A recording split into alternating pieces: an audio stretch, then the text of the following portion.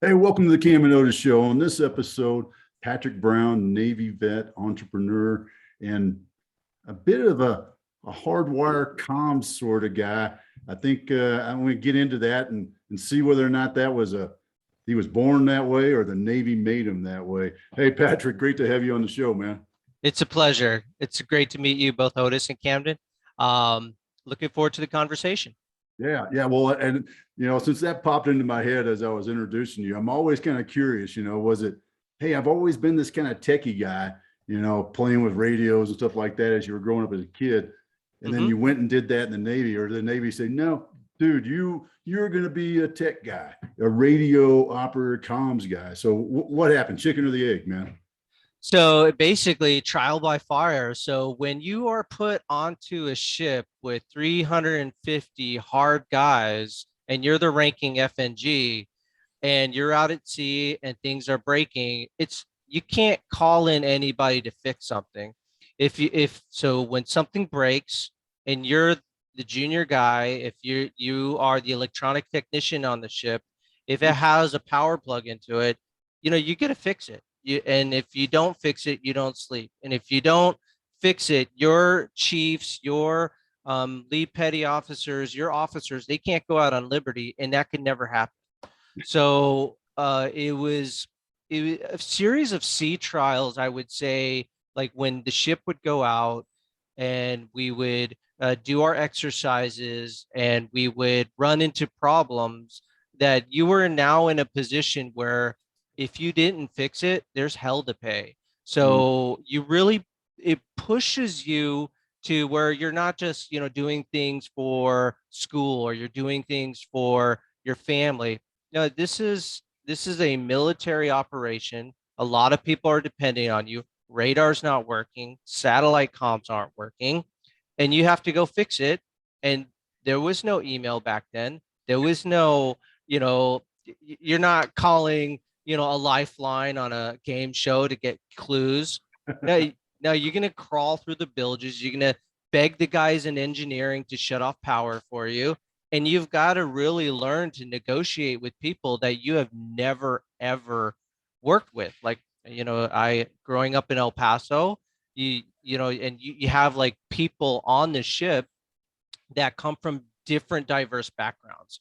They you and they're not going to just do something for you because you need help. Every single day in the Navy was an adventure, but that's where you grow up. That's where you learn that are no longer a boy. You've got to really do what's you're required to do, or or you're not gonna fit, and then the Navy will be done with you. That's just the way it is. Hey, I think I just want to set the scene on this a little bit because I don't know if everybody quite understands. You're on a big boat. I think the Navy calls them ships, but hmm Army guy, we got to call them boats. But that big ship out in a really, really, really big ocean away from everything. When something breaks, yeah, you aren't. there's no running to the Home Depot or back in the day the Radio Shack and getting some resistors to fix whatever it was that broke. You're fixing it on your own out there. You're fixing it on your own. And then if it can't be fixed, you band-aid it. You figure out a way to accomplish the mission without that equipment. But when you have to tell a captain or a chief that I can't fix it, and they're looking at you because they're getting judged too, the captain is getting judged, everybody on that ship, it's so there are about 350 sailors on the McCain, and we all knew each other. We all became very close. And especially guys you didn't like, well, you just had to learn to like them. That's great. I gotta ask, do a follow-up though. Who did you dread telling more that you couldn't fix it? The chief or the The cap? warrant, the warrant. Oh, the warrant was even worse, huh? Oh, the warrant. I mean, because the warrant what had your job at one point. The Mm, warrant, they developed the warrants out of the enlisted ranks. yeah. And if they are smelling some bullshit, they're gonna call you out on it. And not only that, they don't. expect for you to give up, Mm. because and then, you know, everything goes downhill. The warrant is going to give it to the chief and all the way down, but it's that warrant who is now an officer. He's just not going to let any excuse fly. And what can you say to a warrant? He's been in your shoes. But now you could maybe get away with some stuff with some, butter bars and lieutenant here and there, because they've been in, they've gone to college and they're new to this. But this is a hardcore blue collar guy who rose up the ranks. You do what he says, or he will have his way with you. Actually, and I think I just put this together, Dad. You might not even know this. One of the guys I worked with on a farm a little while back was a Navy guy. And one of the things that I feel like he brought to the table, which is so necessary when you're on the farm life, is kind of what you're talking about there, where you're pretty isolated. The farm I'm talking about this one, we were downtown in a small town. But, working back, my first experiences on a farm, it was very much what you're talking about, Patrick, of, hey, we got to connect this pipe to this pipe. Here's all the different PVC we have. Figure it out, because we ain't driving into town. And I'm really curious, how is that necessity-driven fixes carried over into your entrepreneurship? So clients don't care at the end of the day if what your excuses are. You signed a contract, you have a service level agreement, you have a scope of work or documents that you put together that you are going to be accountable to doing this. And the end result is going to be this. Now, clients, they're going to understand things happen.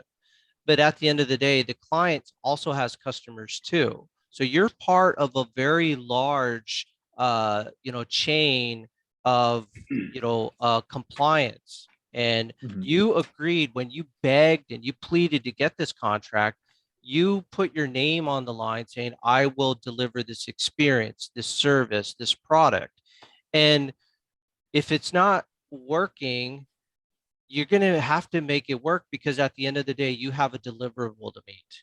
And how that deliverable gets met is everything, because it's not just the one contract you have today. You need to exceed expectations, and you need to really deliver on what you promised, because that person can help you get the next sale, and that person can help you get to the next contract, and that person can also go online and trash your reputation. So in my experiences in the Navy, there's nobody else. We're not calling in people to help you. You have to figure it out. That in itself is one of the reasons why veterans are a very amazing group of people who should own more businesses, who should be in some of these positions of leaderships. Because if you're out in Bagram Air Base and air conditioning goes out, you're just going to live without air conditioning. But there's some guy there. Everybody has a guy that fixes it. There's just some dude who knows he never went to trade school. He just figures it out. And that is a mindset I see more in the veteran class than in the civilian class, because it's just, we are put in those positions, and it's not something you could learn. It's something that you have to be in that position. You have to create those neural paths in your mind to really put together the mindset of, okay, let me go into MacGyver mode here and just try to figure it out. And believe it or not, you can do it. So where did it start for you? This is a parallel question to the first one I asked about the tech, the wiring sort of thing. But where did the entrepreneur drive that, yeah, I could make something and do something to solve that problem, and not just the one time, but, as an entrepreneur, where'd that start for you? So when I got out of the Navy, I got a tech job for Cox Communications, and that was the time that I had my first child. So I grew up in difficult circumstances, no close family. There was, state involvement.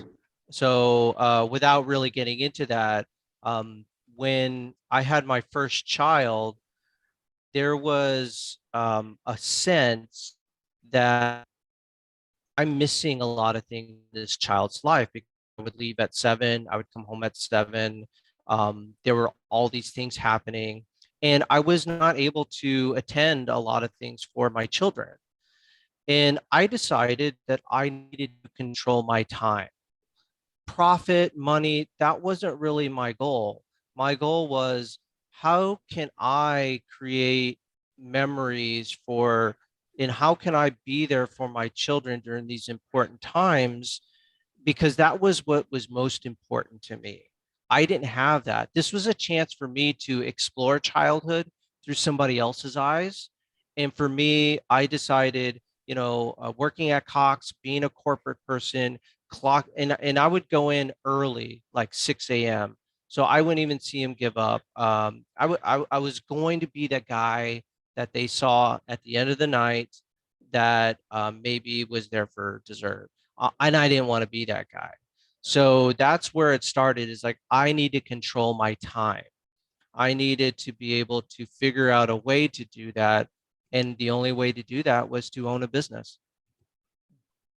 That's great, because I love that reason, because there's so many of us that do that. And it really leads me to a follow on, because how many entrepreneurs do we have on this show, Camden, that talk about how long their days are and how many hours they're putting in.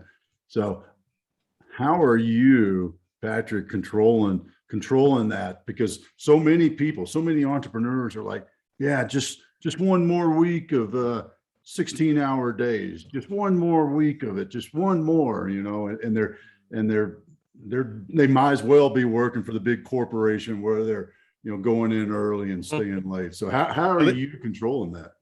At least the big corporation will pay you overtime when you work your 16-hour days. No, Yeah. you're very naive, son. Very naive. No, they won't. You tell I've just been an entrepreneur then.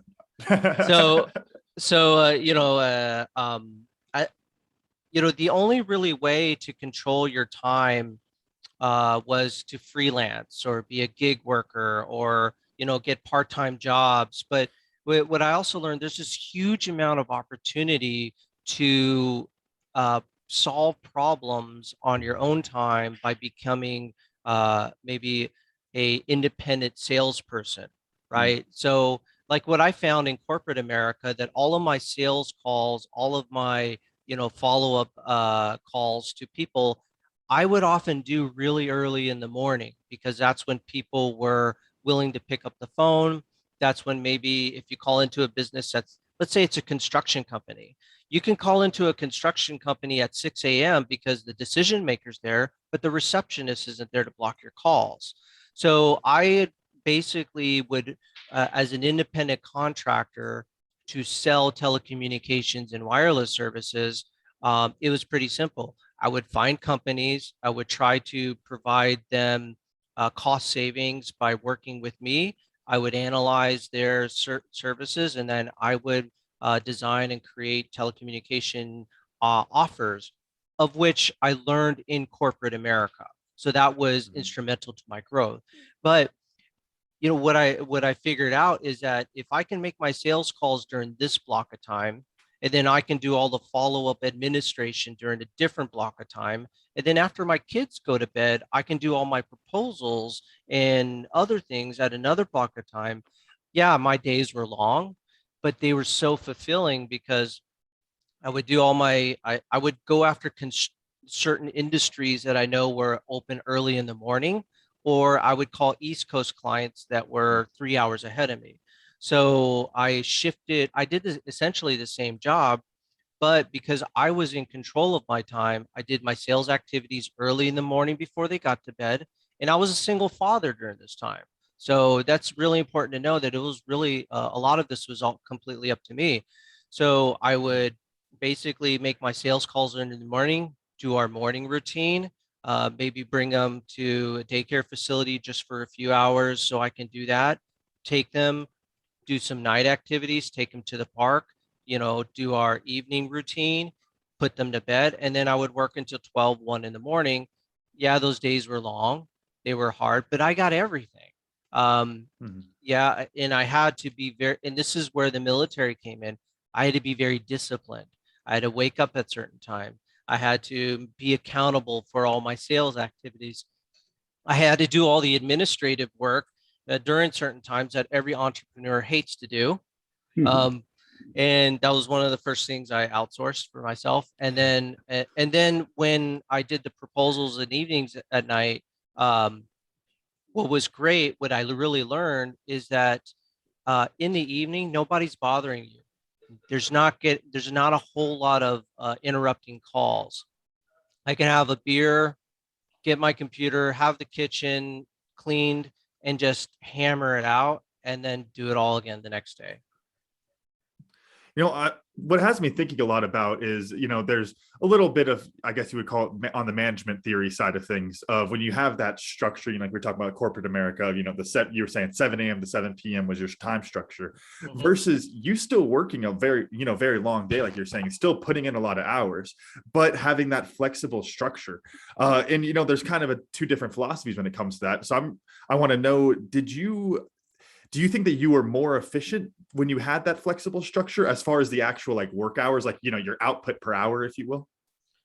Yeah. So because I felt like I was in control, I couldn't. I have this phrase called flumphing.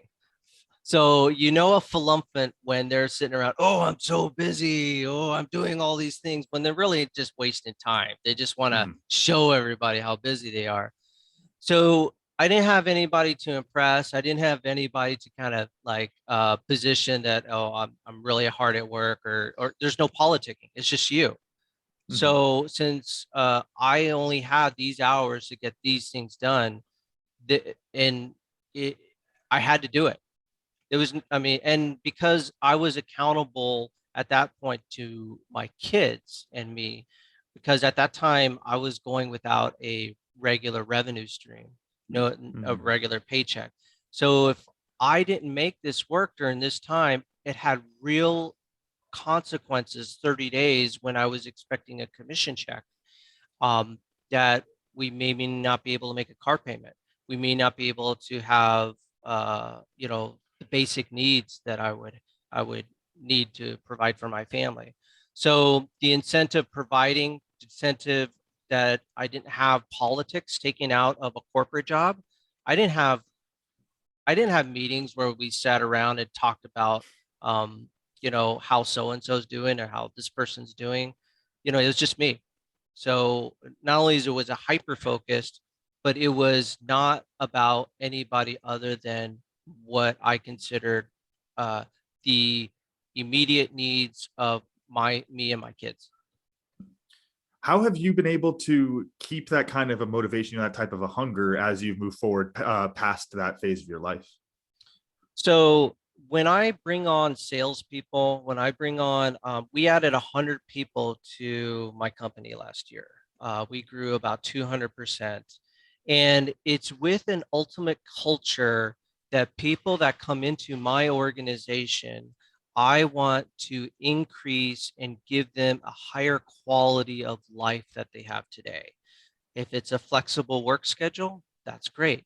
If it's you want to, like we just had somebody in our company move from Los Angeles to Costa Rica, and they kept the same salary, much better view, quality of the air is the food's a lot. I mean, we can talk a lot about, but just that move itself.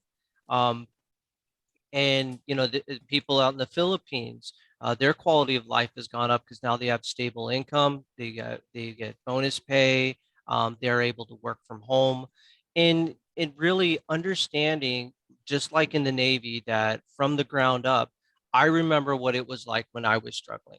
I remember what it was like to really stress about trying to make certain needs. I don't waste anybody's time with pointless meetings that doesn't impact them. Um, I try to take politics out of the workplace, but humans are humans. Sometimes you have to be a mediator between people throwing darts at each other. Um, and I really try to instill that culture that, listen, I work for you. I remember what this was like. I have been in your shoes before, and I'm here to make sure I give you everything you need to do your job well so you can earn extra commissions, bonuses, get a promotion. And I will often tell, especially my people in the Philippines, that, you know, I would really like for this to be a case study. And if we can get new accounts by this case study of the great work you're doing for this client, this means that you could be a team leader in the next account. So I'm trying to give them a path for their career. I'm trying to better their life.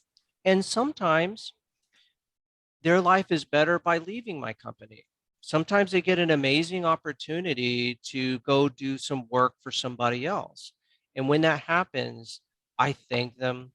I make them feel like, you know, you really helped us during this time. We are so happy for you. It's sad that this ends, but if you ever need anything, give us a call. And so that's really the whole philosophy and culture that I try to embrace within my company. So what was the vision or the thing that you said you saw or had happen, that the catalyst, I guess is the word I'm searching for, the catalyst that made you say, Unity Communications, let's start? So when, you know, after I got kind of my self-starter stage, when I was able to kind of replace my corporate income, a really interesting thing Can occurred. I ask you just a quick clarification on that? So you were Okay. basically doing like 1099 work. Yes.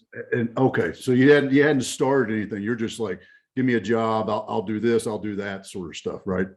Right. So at the beginning was I had a book of business that I had relationships with. Mhm. And then when I left corporate America, I said, just like right now, I would say, hey, Otis, you know, I really enjoyed working with you. I just believe I can do this better than, you know, the company I work for. So as a veteran, as you know, a salesperson, I would like to see, you know, would you be willing to use me for your telecommunications and wireless services? And I will be forever grateful. You know, you make enough of those calls, and everybody has a little bit of respect for that. And if they don't, you don't need them. There's, you know, and this is when you make those calls, it's human nature to want to help. It's human nature to say, you know, I did enjoy working with you. I do know that most of the success that came out of that was because of you. Why wouldn't I give you a shot at being your first client, second client? So you make enough of the calls, and then I've within 2 years, I replaced 60% of my corporate income. Hmm. Not all of it, but I had control of my time. So sorry for the interruption. Now let's go back to Unity Communications, and what was that catalyst that made you take the leap from, I can do these odd jobs and, you know, have my own little nest egg, if you will, to let me start a business. Yeah, so when I started recruiting and building teams to help with some of the work that I did, um, I really, really enjoyed it. I really enjoyed the fact that I put together a small team. They were able to make an impact on businesses' bottom line, their technology, other things. And I was learning along the way. I was growing along the way. And I just really felt like, you know, I could really take this to the next level. You know, why should I just be satisfied with replacing my corporate job? Why can't I, you know, grow and give other people that opportunity too? And it all started with people. I saw other people's, because it would be the same thing. I would hire other contractors with me and let them offset their work hours, let them offset their work location. We did remote work before there was remote work. And mostly that was out of necessity because I couldn't afford a lease at the time. So, and I didn't want the overhead. Um, but it really worked out. And then once I built a small team and it was profitable and everybody really enjoyed that, it was like, you know, it wasn't a business, it was an organization. It was people working together to accomplish their own agenda and goals, and we share in that together. Yeah, and one was a single mom from Montana who now has the same lifestyle I did, but she didn't have to grind it like I did. I gave her kind of a head start a little bit. And as a result, she was able to really spend that quality time with her family and actually reconnect bonds. And then there was other people within that organization. But the the big change happened when a lot of my Navy friends were trying to convince me to go to the Philippines to hire their family members, which is a very Filipino thing to do. And that we had bonded in the Navy, but I was like, I got it, we're good. I don't want to, I'm making it work here. But what happens in when you're a small company and you build an effective team, that team starts to understand their value. That team then says, well, okay, what else is out there? And then once they figure out they can make twice as much money working for a bigger corporation, a lot of times they'll take that leap. So, I was constantly losing people, retraining them. And so, and it became to the point where it was so hard to find people.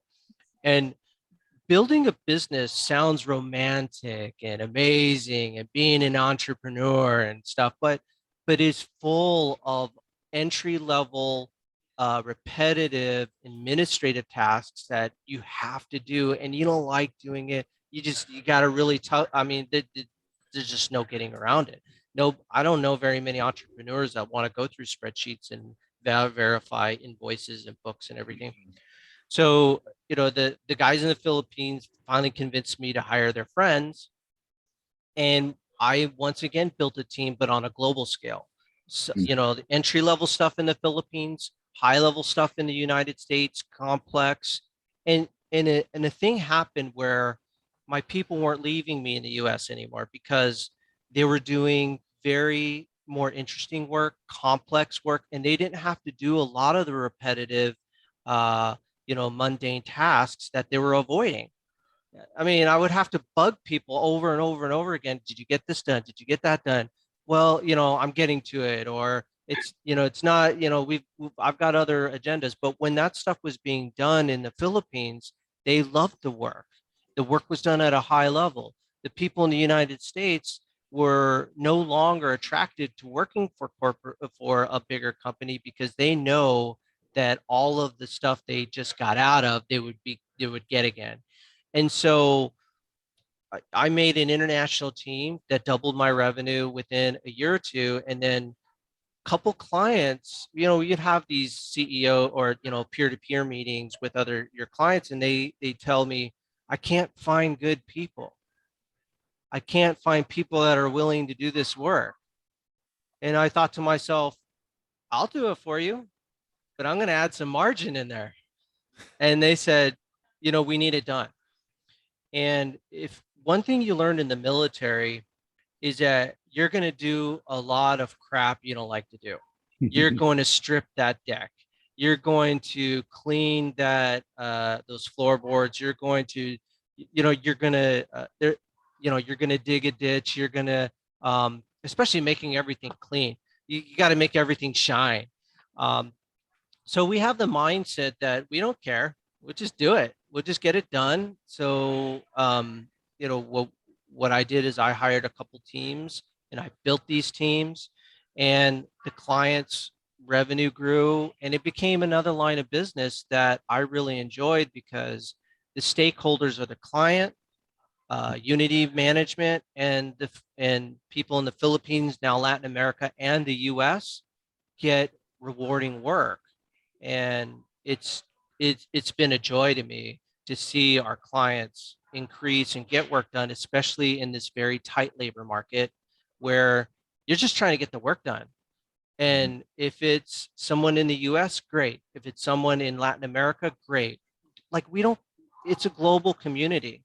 And it's, we really, so that's where the whole pivot of businesses ended up doing, because because we're willing to do a lot of this work. We have abundant labor sources to do the work, and we do it well so that you can grow your business. You can, really concentrate on what you do. There's I think I love the solution that you were able to put together as far as working with the people in the Philippines and now in Latin America, and giving that allowing the workers in America who were looking for that next step to be able to give them that next step internally. I want to see if we could turn this into a little bit of a more generic solution, though, because I think I love that, but I think this is a problem that a lot of people have, because if you're a good leader and you give your team the tools they need to grow, then you're really playing with the fire that they will eventually outgrow you and want to move on to something else if you can't, keep them sustained with that kind of growth. So, I mean, I really want to open this up to both of y'all. How do we kind of boil that down into a little bit more of a generic solution as far as still being a good leader, still, growing your team with you, but then also, you don't want them all to leave. I know it's okay for them to leave and you're still happy for them, but like, you don't want your whole freaking team to leave because you don't want to have to retrain new people and go through it all over again. Right. And Colin Powell actually talks about this. May he rest in peace. He talks about the bubble where he felt like, as in him, like you hit a bubble where you're in a place where you've outgrown, but you can't get out of it. And the answer to that is not to fight your leaders from leaving. You have to have a pipeline of leaders coming in. So it's I don't know which entrepreneur, but it's that's why Star Wars Sith Lords have, there's always a master and there's always an apprentice. It's and that's just so true, that you have a leader, but you need to have somebody in the wings that can rise up if that person leaves. Because if company reputation, if you're the type of company that will sabotage a leader from leaving, well, then people are smart. They're going to leave sooner before you get wind of it, or they're going to make sure you don't know. But if you're the type of organization that says, we admit it, you've outgrown us, or you have other more things to do, but before you do it, can we put so-and-so in your place? Should that happen? So you have to develop a pipeline of people who can lead. And if your organization isn't big enough to advocate or justify hiring somebody at a low level who could potentially be that leader, then there are so many freelancers and consultants and other people that could really, really come in a pinch. And that's what worked for us. And while it's a complex problem about good people leaving, you also have to have, it's not about people leaving, it's about, you have good people coming in.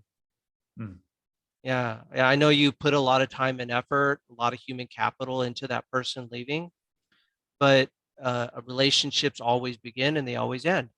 And if you can kind of control the ending a little bit to ensure that you have that cycle of people, that's great. Because on average in the US, people are going to stay with you for 3 years, maybe 4. That's the average enlistment time. There's a reason why there's that number. So, and it always seems like right when the person's popping, right when that person is just doing their best work, that's when they're ready to leave. And you know what? That's just, everybody deals with that. Yeah, maybe you could pay them more, but most people don't leave for money. Most people leave because there's a more interesting project, or there is something better for their family. And sometimes money is it. And if the money doesn't work, it doesn't make business sense, then that's one thing great about having a pipeline of new people coming in, is that usually that fits a business model better. Yeah, I can't remember who said it, and I'm sure you've both heard it, but the old adage of train them up and teach them so that they can leave, but treat them well enough so that they don't leave. And Patrick, you know several things. People have, even if it's just a season in their life, they're like, wow, this was a great experience, but I feel a calling for something else. Just like those, when we serve, some of us serve that one enlistment, some go, many enlistments, some go 20 years, some go 30 years. You know, I've even known a warrant officer who did 40 years. And you think about that, it was the season in their life, it was the right time to keep doing it. And that's one of those things that, man, if you've been treating the people right, they're going to do right by you. They're not going to say, hey, I'm not coming back tomorrow. You know, those people that you've treated right in your team and made them feel part of the team and given them opportunities to grow and feel value added and challenged and all those key elements of creating a team. When you do that, and that person, for whatever the reason is, whether it's, hey, you know, Acme Bricks is offering me a $20,000 annual increase in my salary to do the same thing I'm doing right here. I know we can't afford it, but I just want to tell you that, you know, that's the kind of conversations you get. It's not the, you know, if you have that team or that group of people, I won't call it a team in this case, kind of like I don't call all managers leaders. Right. If you have that group of people in your organization and they just start disappearing, you might want to relook at how you're treating your people. Because when people just walk away, it's one of two things. One, you're not treating them well, or you're not hiring the right people. So, and that was something you hit on also, Patrick. Yeah. And the whole thing is when you have to have a culture of always really investing in people, because if people don't feel like you're investing in them, they'll find somebody else who will. That's just our nature. And you know, just people are going to break your heart. People are going to piss you off. People are going to go back on their word. But one thing I've done that has worked for me is I've never stopped believing in people. Yeah, you know what? That guy didn't work out. That guy was, you know, he completely lied on, you know, whatever. And you call him out on it, and you know, you let them go or however. But that doesn't mean the next person that comes in, you know, is going to be that same person. Don't get Stockholm syndrome, right? You know, just, you know, don't really develop an idea that sooner or later somebody's gonna, you know, stab you in the back, because some people are going to, but not everybody's like that. And just really put your work and effort into people, and amazing things will happen. You know, I want to bring back to one thing, because, you know, this is always happens when we have veterans on. You guys like to throw out acronyms that you guys are all hip to and you laugh at. And there was one you used at the very And beginning. sits there and goes, ha, ha, ha. Well, I think I have an idea on this one, you know, a little bit of intuition here, but you used FNG at the very beginning. And I think I have a guess of what that is, but I would love to just hear it. Yeah, fucking new guy. I knew it. Okay. See, I'm getting good at this. Y'all acronyms aren't too complicated. Yeah. Oh, I love that. Yeah. When I showed up to the ship and they said, yeah, he'll do. And they're looking at me like I'm a stripper in a nightclub. I'm like, what? Oh, you're the FNG. We can't put you, we can't wait to put you to work. I'm like, here we go. Okay, good. I had to clear that one up for all my other civilians out there. Yeah. You know, no worries. That I just gotta say something about that, because there's no other place. I've worked at a lot of jobs, and I know you have too, Patrick, that you have that feeling when you step into an organization as the new guy, the young new guy, you know, the brand new guy just out of training or whatever, and you are that FNG, and that feeling that you get when all of them are looking at you, just going, that's a juicy piece of meat right there. Got that grease gun, boy. Yep. That is exactly it. Well, staying in that kind of thought, well, not that dark thought, but what is a nugget, a life lesson nugget that you've drawn that you want to share, that kind of that one thing with vets, veteran entrepreneurs? We'll narrow it down a little bit. Yeah. Veteran entrepreneurs, you say, man, this, if you have this, if you think about this, you consider this, you'll be successful. You know, if you could spend a night out in the field in Iraq, out out in training, and you're worried about the comforts of your life being taken away because you're going to miss a paycheck for 3 months, then you're not going to make it. You know, we're tough. We could get through anything. We've dealt with a lot of really bad circumstances that we just roll with, and just remember that. And at the end of the day, you know, if it takes a few months to get going in whatever it is you do without the comfort of that paycheck, and then remember that paycheck is just somebody paying you to not fulfill your dream for a while, then that's really as simple as it comes.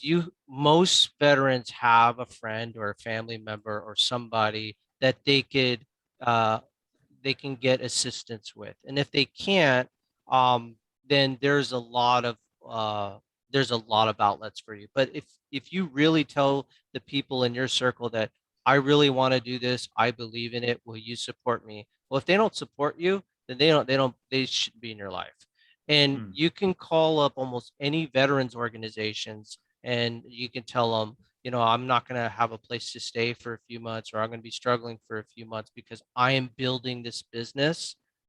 I can't even begin to tell you how many of those organizations will help.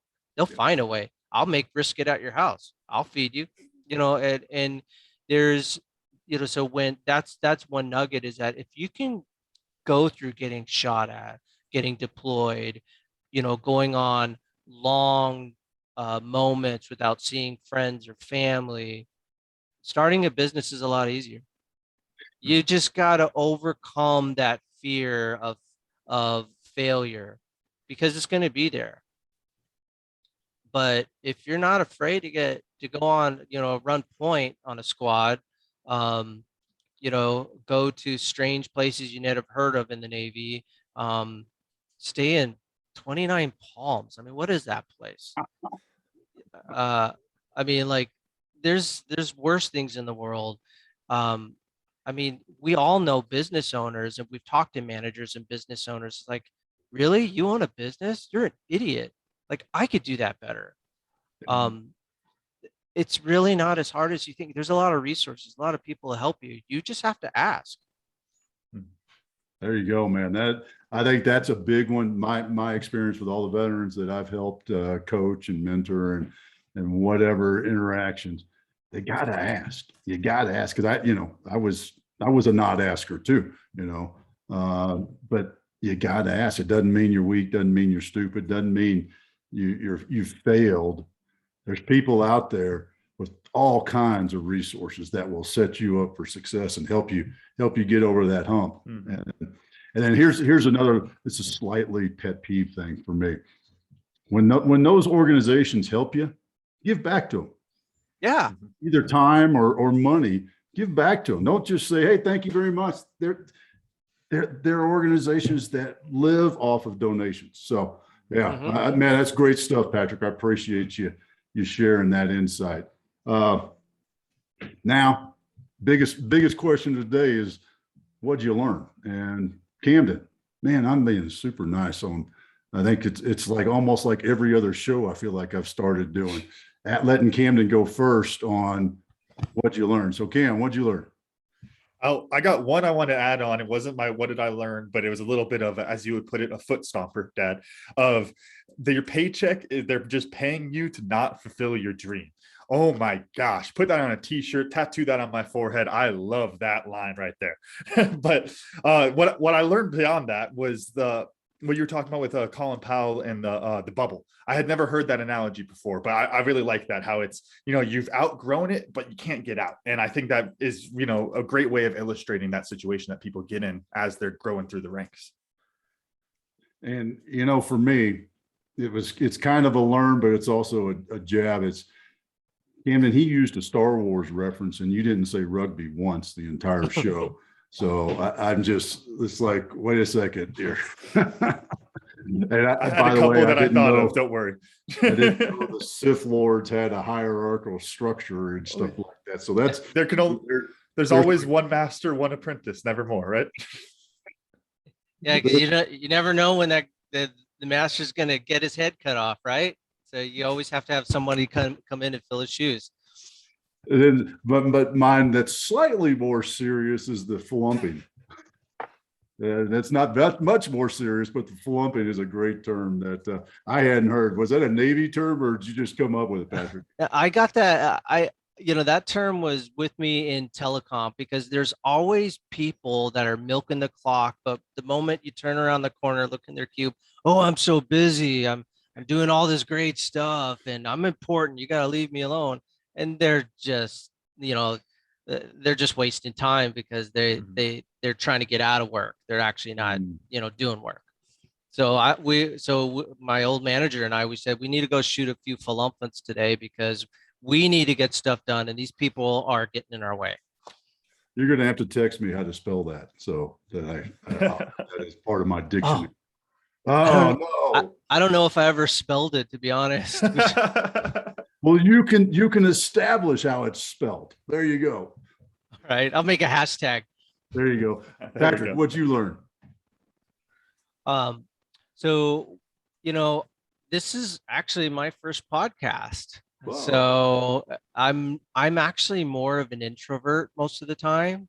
And this was a lot of fun. And I learned that, hey, maybe I can do some more of these, but I learned, especially the energy coming from you, Otis, and Camden, that there's really more hunger out there for us to help vets and to give back. Maybe I've just felt like right now I need to probably give back more than my own small circle of vets that need my help today. So probably after this call, I'm going to really think about some organizations that I could probably donate some time to. That's awesome to hear, man. I appreciate that. And way to lead by example on that.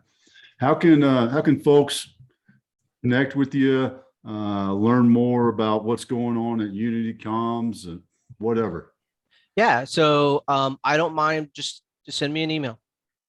The email is the best way to get a hold of me. You can also go to my website and schedule a meeting if you have, within the veteran community, something that you would like to propose. Maybe somebody needs some help, or you want to kind of talk about this journey because,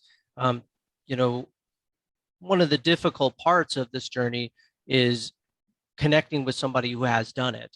I didn't grow up with a whole network of entrepreneurs. I grew up with, mostly a lot of blue collar guys who are just trying to figure out, how to get in somebody's pants on Saturday night. So there's, so connecting with somebody who doesn't mind sharing that information, I would be more than happy to spend time with that. Because to me, that is giving back is essential, good part of my own development. No, that's great because giving is living, right? I mean, if you're holding it all yourself, just go away. Just go away in my book. So there's my editorial for the day. And the website is unity-connect.com. Is that correct? Yes, sir. Awesome. Hey, man, Patrick, this has been great. Some great lessons. Appreciate your thoughts and insights and sharing with us. Camden, run us out. All right. Thank you all for listening to today's show. Special thanks to our guest, Patrick Brown, for joining us today, and our sponsor, Tribe and Purpose. Find your tribe, find your purpose. You can check out recent episodes of The Cam and Otis Show on Spotify, Apple Podcasts, wherever you get your podcasts, and check out a full archive at thecamandotisshow.buzzsprout.com. The Cam and Otis Show is on Facebook, Instagram, and Twitter. Thanks again, and we'll see y'all next week.